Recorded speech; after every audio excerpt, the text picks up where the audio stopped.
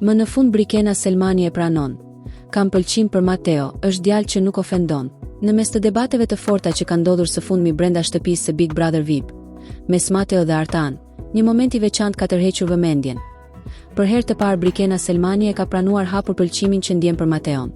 Brikena është shprehur se tani ndodhet në një moment ku mund ta thot pa hezitim atë që ndjen, duke treguar qartë se mes tyre ka lindur një simpati e sinqertë. Unë normalisht sot mund të them me plot kuptimin e fjalës që kam pëlqim për Mateon edhe kaq.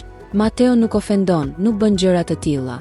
Unë e kuptoj që Mateo në atë moment është prekur. Ka qenë në presion, u shpreh ajo. Deklarata e saj u pasi një moment shumë i sinqertë.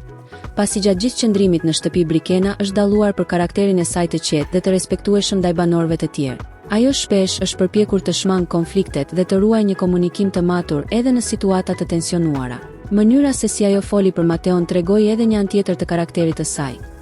Një vajzë që vlerëson respektin dhe sjelljen e mirë mbi gjithçka tjetër.